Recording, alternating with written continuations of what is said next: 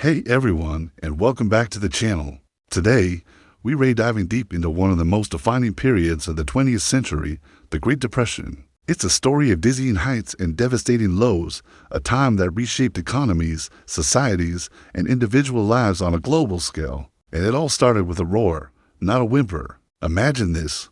It's the 1920s in America. The decade is roaring, literally. World War I is over, and a wave of optimism is sweeping the nation. New technologies like the automobile and the radio are changing daily life. People are flocking to cities, consumer culture is booming, and on Wall Street, the stock market seems like a one-way ticket to wealth. It felt like the party would never end. Everyone, from industrial tycoons to ordinary factory workers, was eager to get a piece of the action. People were buying stocks on margin, which is basically borrowing money to invest, betting that the market would just keep going up. And for a while, it did.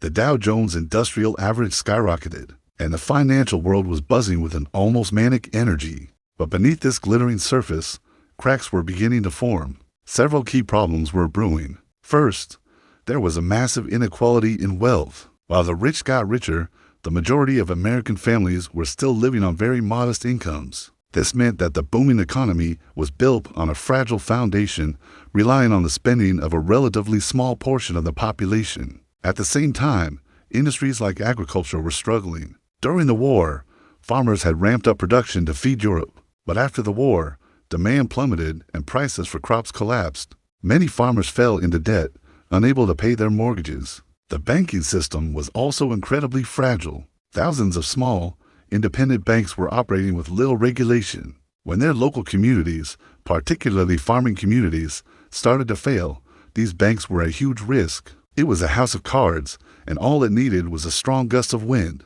That gust of wind came in the fall of 1929. The market had been unusually volatile for a few weeks, with some big investors quietly selling off their shares. The public's confidence began to waver. Then came October 24th, Black Thursday.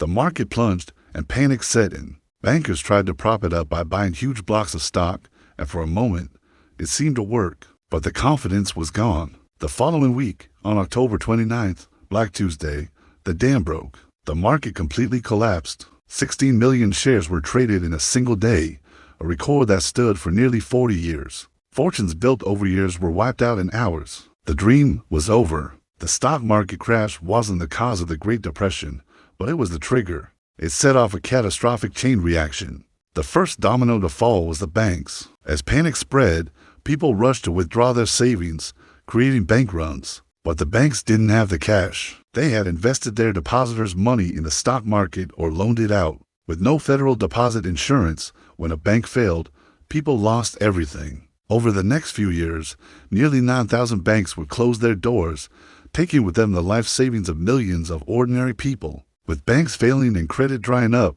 businesses started to collapse. People stopped spending money because they either didn't have it or were too afraid to part with it.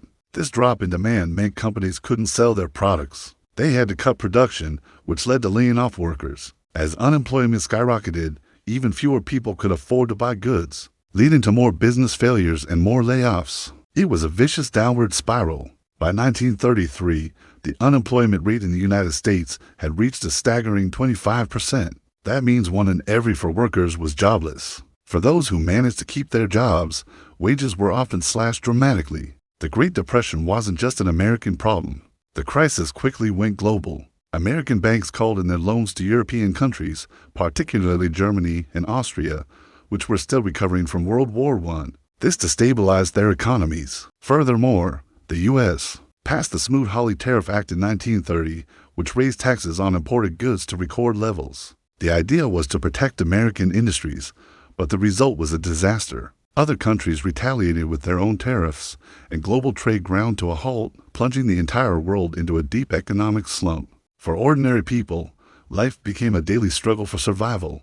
In cities, bread lines and soup kitchens became common sights, run by charities to feed the hungry. Families who lost their homes ended up in shantytowns, derisively nicknamed Hoovervilles after President Herbert Hoover, who was blamed for the crisis. These were bleak settlements of shacks made from scrap metal, cardboard, and whatever else people could find. In the countryside, the situation was just as dire, if not worse. On top of the economic collapse, a severe drought hit the Great Plains in the 1930s. The land, which had been overfarmed, turned to dust. Massive dust storms, known as the Black Blizzards, swept across the region, burying farms and homes. This ecological disaster, known as the Dust Bowl, forced hundreds of thousands of desperate families, nicknamed Okies, to abandon their land and head west, searching for work that often didn't exist. The social fabric of the country was stretched to its breaking point. Families were torn apart as men left home to search for work. The psychological toll was immense,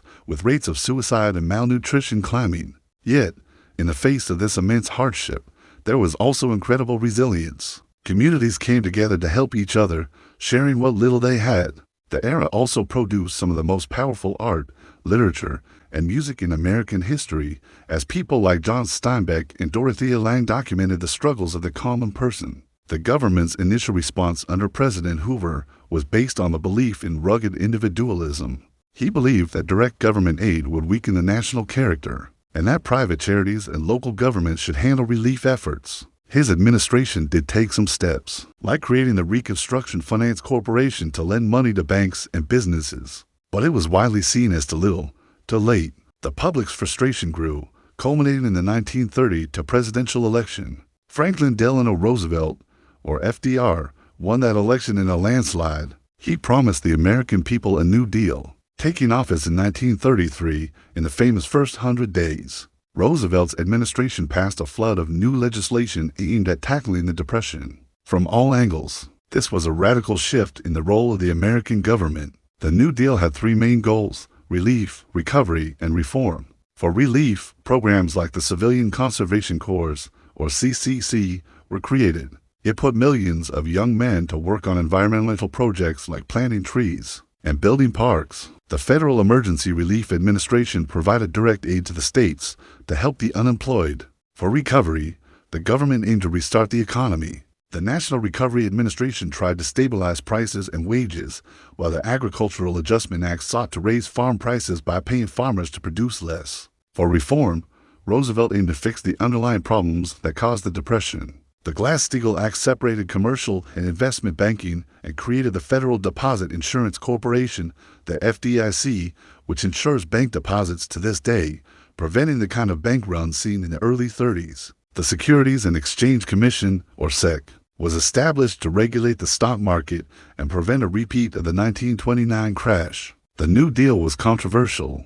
Critics on the right argued it was a massive overreach of government power, while critics on the left said it didn't go far enough. It didn't end the Depression overnight, and unemployment remained high throughout the 1930s. But it did provide a crucial safety net for millions of Americans, and, perhaps most importantly, it restored a sense of hope. Programs like the Social Security Act of 1935 created a system of unemployment insurance and old age pensions, fundamentally changing the relationship between the government and its citizens. So, what finally ended the Great Depression? While the New Deal helped, most historians agree that it was the massive government spending for World War II that truly pulled the U.S. and the world out of the slump. The demand for weapons, ships, and supplies for the war effort sent American factories into overdrive. Unemployment vanished as millions of men went to war and millions of women entered the workforce to take their places. The legacy of the Great Depression is immense. It led to a new understanding of macroeconomics, particularly the ideas of John Maynard Keynes,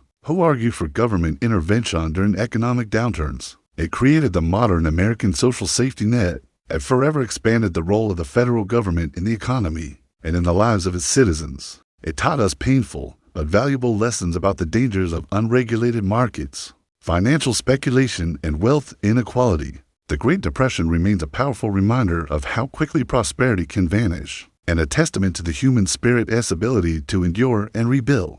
Thank you so much for watching. If you found this video informative, please hit that like button and consider subscribing for more deep dives into history. Let me know in the comments what topic you'd like to see next. See you in the next video.